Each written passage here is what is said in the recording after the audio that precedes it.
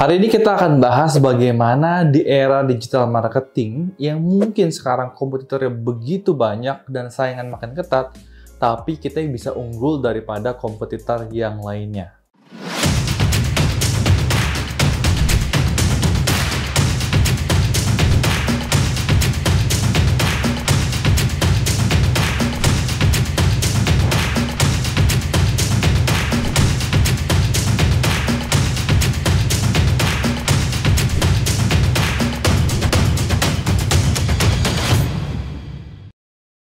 Tentu untuk kita bisa lebih unggul daripada kompetitor atau daripada brand lain, tentu banyak faktornya.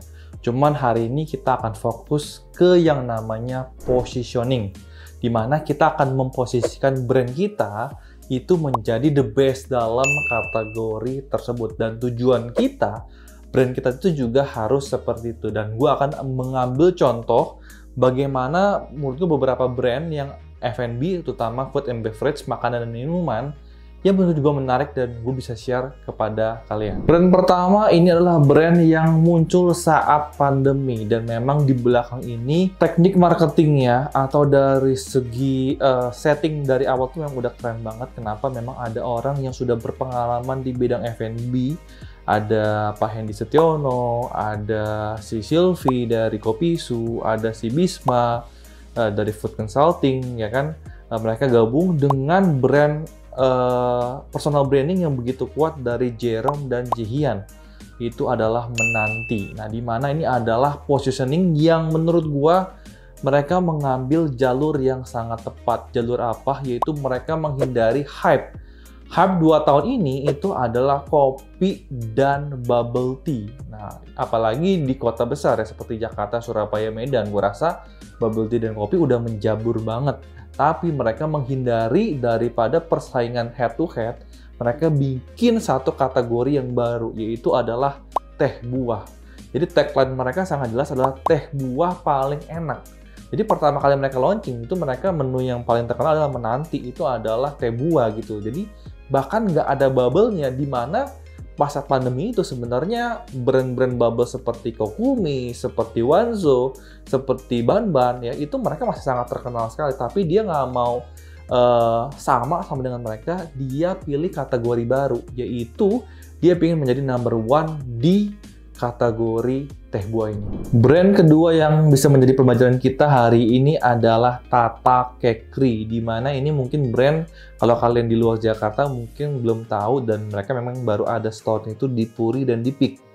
Tapi mereka memang dari awal itu fokusnya lebih ke online, dan Tata-Kekri ini mereka baru buka store kecil ya supaya ada offline-nya gitu.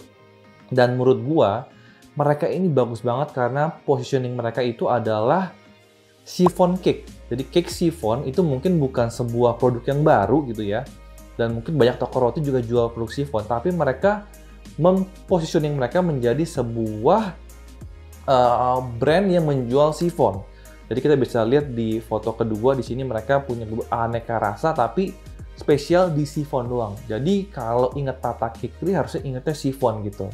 Jadi mereka menurut gua sekarang mungkin belum menjadi number one di Indonesia untuk kategori chiffon karena masih harus gede banget gitu. Cuman menurut gue mereka udah di jalan yang benar gitu ya. Udah bagus banget, udah positioning di kategori udah bagus, udah fokus, dan mungkin sedikit masukan kalau bisa ditambah dengan personal branding itu akan lebih bagus. Jadi gue juga belajar di mana misalkan seperti brand besar aja lah. Misalnya kita tahu kalau Tesla ada si Elon Musk-nya, misalkan Amazon ada Jeff Bezos ya. Misalkan dulu Apple ada Steve Jobs, Microsoft ada Bill Gates gitu ya. Jadi ya itulah personal branding, di mana brand itu terkenal, ada orangnya juga, jadi lebih gampang diingat. Menurut gue Tata Kekri udah bagus, kalau ada personal branding dari ownernya itu akan lebih mantap lagi. Nah, berikutnya gue akan bahas brand yang ketiga. Brand yang ketiga akan gue bahas itu adalah Sugar Ministry, di mana ini ownernya adalah Ming Mong Lee. Ini spesifik mereka jual custom cake yang menggunakan icing atau fondant gitu ya. Jadi mereka nggak jual cake ulang tahun yang biasa sehari-hari. Dulu pernah buka outlet di Peak, gue nggak tahu sekarang outletnya masih ada apa enggak ya. Tapi mereka sampai sekarang masih fokus di cake fondant ini. Dan menurut gue ini positioning mereka udah bagus banget. mereka menurut gue udah 5 besar lah di Jakarta spesialis untuk kategori icing atau fondant. Dan udah banyak banget artis yang pakai Sugar Ministry juga. Tapi yang menurut gue menarik itu adalah ada si ownernya dengan personal branding si Ming Mong Lee ini. Jadi menurut gue ini Sugar Ministry bisa menjadi pembelajaran buat kita. Siapa tahu kalian juga punya brand yang ingin dikembangkan.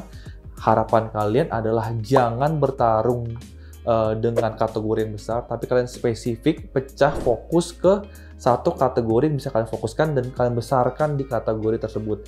Gabungkan dengan personal branding. Itu menurut gua yang mungkin kalian baru-baru mulai, mungkin main lebih fokus di online store, itu bisa banget dikuatin di bagian situ. Nah, terus tadi kan menurut gue itu adalah buat mungkin brand yang baru mau bikin atau sudah bikin tapi mungkin belum terlalu lama. Kalau yang sudah terlanjur 5 tahun, 10 tahun kan udah agak susah ya. Kenapa? Karena mungkin customer udah nyangkut sesuatu, misalkan brand kamu sama dengan apa gitu ya. Nah, jadi mungkin kita bisa meng-cut beberapa produk yang kurang laku, fokus ke produk yang laku. Misalkan kalian jual baju gitu ya. Nah, kalian bisa fokus misalkan ada t-shirt, ada sweater gitu. Kalian ke fokus satunya aja. Misalkan kalian fokusnya ke t-shirt, ya udah. Mainnya fokus kalian adalah the best t-shirt misalkan di Jogja gitu. Yang udah nggak apa-apa. Mungkin t-shirtnya main kata-kata atau fokusnya ke warna atau kemana ya. Kalian fokusnya ke t-shirt yang unik di Jogja misalkan gitu. Jadi kalian bisa menjadi sebuah kategori the best di kategori tersebut. Nah, itu masukan dari gua. Gue sendiri juga punya brand toko roti dan kita sekitar 3-4 tahun yang lalu kita juga mulai meng-cut beberapa kategori yang tidak begitu laku. Contohnya misalkan seperti cake, icing atau fondant. Itu butuh custom banget dan kita kurang mahir di situ, akhirnya kita cut. Dan itu sebenarnya penjualan sudah lumayan waktu itu, sekitar 1 bulan mungkin sekitar 20 jutaan kali ya. Tapi gue pikir kita harus fokus ke produk yang sehari-hari aja. Akhirnya kita fokus jualan produk sehari-hari, akhirnya omsetnya malah naik. Padahal kita sedang membuang sebuah kategori yang minimal 1 bulannya bisa laku 20 juta. Nah, mudah-mudahan informasi ini bisa bermanfaat buat kalian. Dan kalau kalian ada pertanyaan, silakan tulis di kolom komentar. Kita bisa diskusi bareng-bareng. Atau kalian menemukan sebuah brand dengan positioning yang bagus banget, kalian juga bisa share di kolom komentar bagian bawah. Sampai ketemu di video berikutnya. Salam cuan dan bye-bye!